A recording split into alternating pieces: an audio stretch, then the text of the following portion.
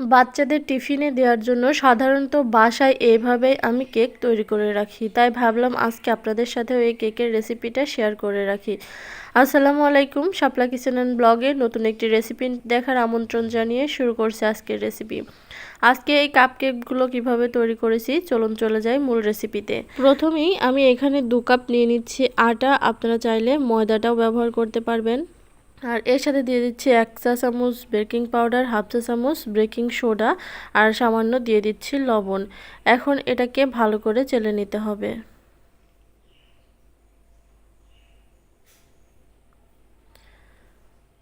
তো এটা চালা হয়ে গেছে, এখন এটা এক সাইডে রেখে দিচ্ছি আমি।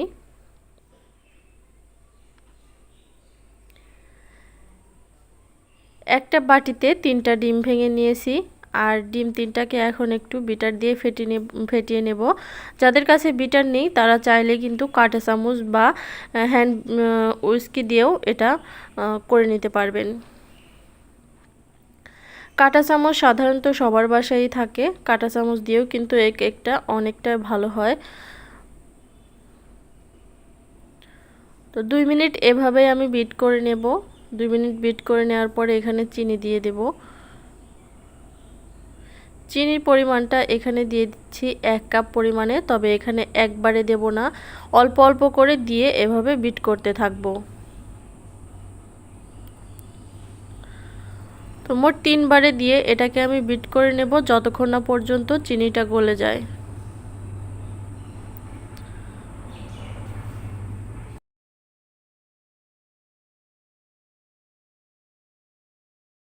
মোট 5 থেকে 6 মিনিট আমি এটাকে বিট করে নিয়েছি, আর দেখতেই পারছেন চিনিটা গলে এর কালারটাই কিন্তু পরিবর্তন হয়ে গেছে।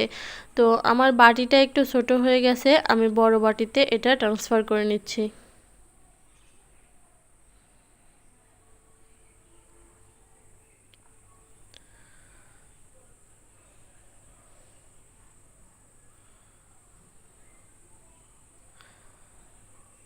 এখন আরও কিছুক্ষণের জন্য বিট করে নেব।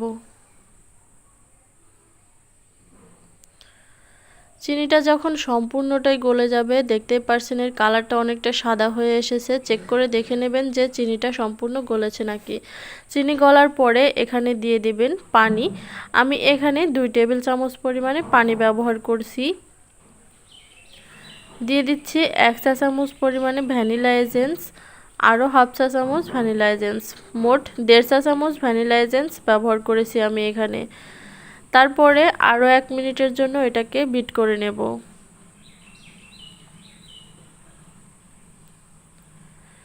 1 মিনিট বিট করে নেওয়া হয়ে গেলে এখানে তেল ব্যবহার করব। তেল এখানে দিয়ে দিচ্ছি মোট 1 কাপ।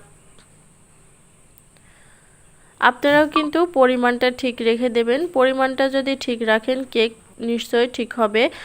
আর ডিমের ব্যাটারটাও যেভাবে আমি গুলিয়েছি আপনারাও সেদিকে খেয়াল রাখবেন। তো এখন বিটারে কাঁটাটা খুলে নিচ্ছি। তেল দেওয়ার পরে কিন্তু বেশিক্ষণ বিট করা যাবে না, জাস্ট 20 সেকেন্ডের মতো আমি এটাকে বিট করে নিয়েছি। কারণ তেল দেওয়ার পরে যদি বেশি বিট করা যায় তাহলে ডিমের ফোমটা ভেঙে যায়। আগে থেকে যে আটাগুলো চেলে রেখেছিলাম সেটা এখন এখানে দিয়ে দিচ্ছি, তবে একবারে দেব না, মোট 3 বারে, 3 থেকে 4 বারে দেব, তাহলে মেশাতে অনেকটা সুবিধা হবে। আমি ভিডিওর স্পিডটা বাড়িয়ে দিয়েছি জন্য এত স্পিডটা দেখাচ্ছে। আপনারা কিন্তু আস্তে আস্তে এভাবে একদিকে ঘুরিয়ে ঘুরিয়ে এই ফোমটা তৈরি করে নেবেন, মানে আটাটা মিক্স করে নেবেন। দেখতে পারছেন আমার আটাটা মিক্স করা হয়ে গেছে। এখন আমি এটাকে কাপ কেকের মোল্ডে ঢেলে নিচ্ছি।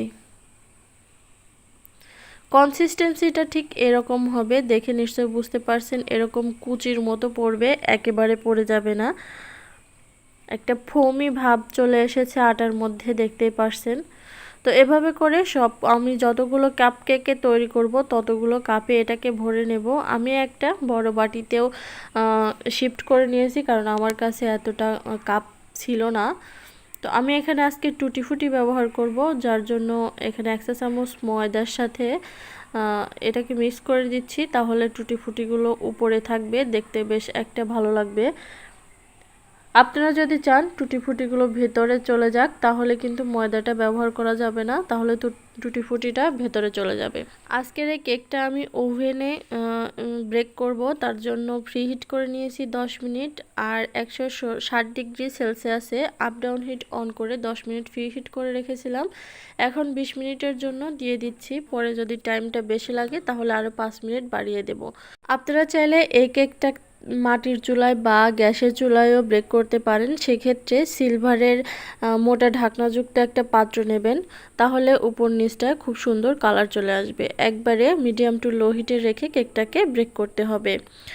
তো আমার কেকটা কিন্তু 20 মিনিটের মধ্যে রেডি হয়ে গেছে, আমার আর পরে 5 মিনিট বাড়িয়ে দেওয়ার প্রয়োজন পড়ে নাই। তো আমি আপনাদেরকে একটা মোল্ড আউট করে দেখিয়ে দিচ্ছি। এই কেকটা কিন্তু এখনও অনেকটা গরম আছে, তো ওই অবস্থায় আমি এটাকে মোল্ড আউট করে নিলাম। দেখতে পারছেন কতটা সফট হয়েছে। এভাবে অনেক বেশি করে কেক তৈরি করে রাখলে কিন্তু বাচ্চাদের টিফিনে বা সকাল বিকেলের নাস্তা হিসাবেও এটা আপনারা খেতে পারেন। বাজার থেকে আর চড়া দামে অস্বাস্থ্যকর পরিবেশে তৈরি কেক আপনাদের কিনে খেতে হবে না।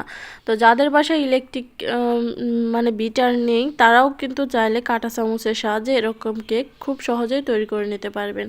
তো আজকের এই রেসিপিটা আপনাদের কাছে কেমন লেগেছে অবশ্যই কমেন্ট করে জানাবেন। ভালো লাগলে লাইক কমেন্ট এবং বেশি বেশি করে ফ্রেন্ডস অ্যান্ড ফ্যামিলিদের সাথে শেয়ার করে দেবেন। আর আমার চ্যানেলটা সাবস্ক্রাইব করে রাখলে এরকম নিত্য নতুন রেসিপি আপলোড করলে নোটিফিকেশন আপনাদের কাছে পৌঁছে যাবে।